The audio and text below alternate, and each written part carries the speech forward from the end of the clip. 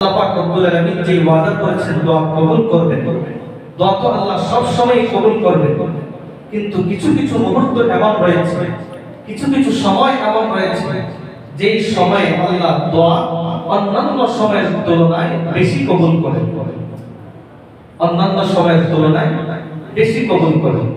এর মধ্যে গুরুত্বপূর্ণ একটা সময় হলো রাতের শেষ অংশ, রাতের শেষ অংশ।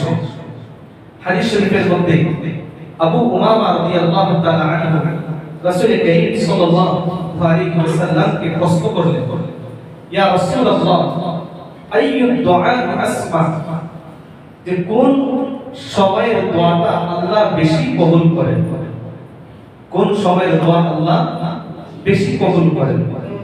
আল্লাহ নবী হাদিসের মধ্যে দুইটা সময়ের কথা উল্লেখ করেছেন। এক নম্বর জাওফাল লাইলিল আখির ওয়া দুবুরাস সালাওয়াতিল মাকতুবাত। এক সময় হলো তাদের শেষ অংশে আল্লাহ পাক রব্বুল আলামিন দোয়া কবুল করে থাকেন বেশি। কোন সময়? রাতের শেষ অংশ, অর্থাৎ রাতকে যদি তিন ভাগে ভাগ করা হয়, শেষ ভাগ, এই ভাগের মধ্যে আল্লাহ পাক রব্বুল আলামিন দোয়া কবুল করেন বেশি। দুই নম্বর হলো ওয়া দুবুরাস সালাওয়াতিল মাকতুবাত, আর হলো ফরজ নামাজের পর আল্লাহ দোয়া কবুল করেন বেশি। তাহলে কয়টা সময়? দুইটা সময়। প্রথম সময় হলো রাতের শেষ অংশ। এই রাতের শেষ অংশ এটি হলো খুবই গুরুত্বপূর্ণ সময়। আল্লাহর রহমত তখন বান্দার দিকে ধাবিত হতে থাকে। অন্য সময় বান্দা আল্লাহকে ডাকে, অন্য সময় বান্দা আল্লাহর নিকট প্রার্থনা করে, আল্লাহকে ডেকে ডেকে আল্লাহর কাছে দোয়া চায়। আর এই শেষ মুহূর্তে আল্লাহ তখন বান্দাকে ডাকতে থাকে। হাদিস শরীফের মধ্যে এসেছে, ينزل ربنا تبارك وتعالى كل ليلة إلى السماء الدنيا حين يبقى ثلث الليل الآخر। প্রত্যেক রাতে শেষ তৃতীয়াংশ যখন বাকি থাকে তখন আল্লাহর রহমত দুনিয়ার আসমানে অবতরণ করে আল্লাহর পক্ষ থেকে একজন ফেরেশতা আল্লাহর পক্ষ থেকে এই আহ্বান করতে থাকে, মাইয়াদুনি ফাসতাজিব লা, কে আছে এমন যে আমাকে ডাকবে আমি তোমার ডাকে সাড়া দিব, কে আছে এমন যে আমার কাছে তুমি মাফ চাইবে আমি আল্লাহ তোমার গুনাহগুলোকে মাফ করে দিব, মাইয়াসআলুনি ফাউতিয়াহু, কে আছে এমন আমার কাছে প্রার্থনা করবে আমি আল্লাহ তোমাদের প্রার্থনাগুলোকে কবুল করে নিব। এই জন্য হাদিস শরীফের মধ্যে এসেছে, দুনিয়ার সব সময় বান্দা আল্লাহর নিকটবর্তী হতে চায়, কিন্তু এই শেষ সময়ের এই সময়টা এমন, ওই সময়ের মধ্যে আল্লাহর রহমত তখন বান্দার নিকটবর্তী হতে থাকে। আল্লাহর নবী সাল্লাল্লাহু আলাইহি ওয়াসাল্লাম বলেন, আকরাবু মা ইয়াকুনু আর-রাব্বু মিনাল আবদি ফি জাওফিল লাইলিল আখির, যে আল্লাহ বান্দার সবচেয়ে নিকটবর্তী হন যে সময়ের মধ্যে, সেই সময়টা হলো রাতের শেষ অংশ। কোন অংশ? শেষ অংশ। কে নিকটবর্তী হন? আল্লাহ। আল্লাহর রহমত তখন বান্দা নিকটবর্তী হন। আল্লাহ নবী বলেন, فَإِنِ اسْتَطَعْتَ أَن تَكُونَ مِمَّن يَذْكُرُ اللَّهَ فِي تِلْكَ السَّاعَةِ, যদি তোমার সামর্থ্য থাকে, শক্তি থাকে, ওই সময়ে আল্লাহর কাছে তুমি জিকির করবে, নামাজ পড়বে, দোয়া করবে, তাহলে তুমি সেই সৌভাগ্যবান ব্যক্তিদের অন্তর্ভুক্ত হয়ে যাবে। তো এইজন্য এই দুইটা সময়ে খুব গুরুত্বের সাথে দোয়া করা। একটি হলো রাতের শেষ অংশ, আরেকটি হলো ফরজ নামাজের পর দোয়া করা। রাতের শেষ অংশ পুরো রাতটার মধ্যে আল্লাহ পাক রব্বুল আলামিন তার রহমত ছিটিয়ে রেখেছেন। রাতের মধ্যে আমাদের কখনো কখনো ঘুম ভাঙে কিনা, অনেকেই আমাদের রাত্রেবেলা ঘুম ভেঙে যায়, কারো একবার কারো কয়েকবার ঘুম ভাঙে। আল্লাহর নবী বলেছেন, কেউ যদি ঘুম ভাঙার এই মুহূর্তে আল্লাহর কাছে দোয়া করে, আল্লাহ তখনও তার দোয়া কবুল করে নেবেন। সুবহানাল্লাহ। সহজ না কঠিন? প্রতিনিয়ত আমাদের রাত্রিবেলা ঘুম ভাঙে, যদি একটু চেষ্টা করি তাহলে আল্লাহর কাছ থেকে অনেক কিছু আমরা পেয়ে যেতে পারব। হাদিস শরীফের মধ্যে সহিহ বুখারীর মধ্যে এসেছে, মান তাআবা মিনাল লাইল, যে কারো যদি রাত্রিবেলা ঘুম ভাঙে, ঘুম ভাঙার পর কয়েকটা দোয়া সে যদি পড়ে, আপনারা একটু লক্ষ্য করে দেখেন যে দোয়াগুলো পারেন কি।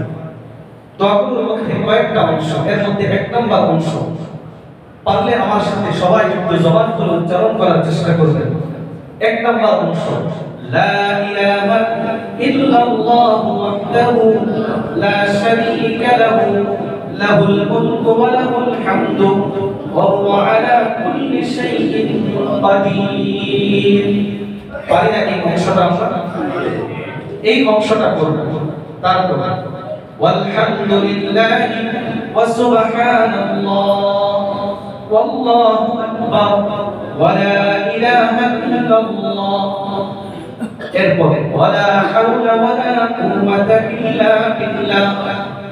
এই দোয়া করার পর কেউ যদি আল্লাহর কাছে বলে আল্লাহুম্মা গফিরলি, আল্লাহ আমাকে মাফ করে দেন, কিংবা যদি সে আও দাআ অন্য কোন দোয়া করে ফাসতাজিবা মুস্তাজিবা, তার দোয়া আল্লাহ কবুল করে। সুবহানাল্লাহ। এইজন্য যখনই আমাদের ঘুম ভাঙবে, আমাদের ঘুম ভেঙে যাবে, তখনই এই জিকিরগুলো পড়ে আল্লাহর নিকট দোয়া প্রার্থনা করা। দোয়া কবুল হওয়ার আরেকটা গুরুত্বপূর্ণ সময় হবে, যেটাকে আমরা অনেক অবহেলা করি, অবমূল্যায়ন আমরা করি, সেটি হলো আযান এবং ইকামতের মধ্যবর্তী সময়।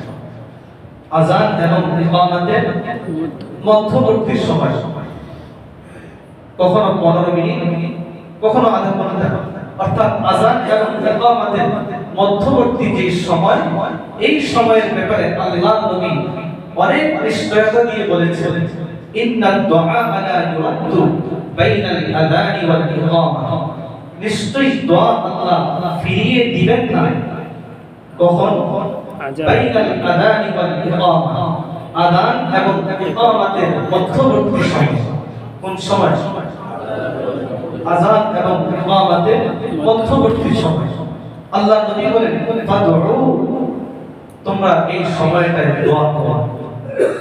সাহাবীরা আল্লাহ নবীকে প্রশ্ন করলেন, ফামাযা নাকুলু ইয়া রাসূলুল্লাহ, এই যে এই সময় আল্লাহ দোয়া কবুল করেন, কি দোয়া আল্লাহর কাছে করব?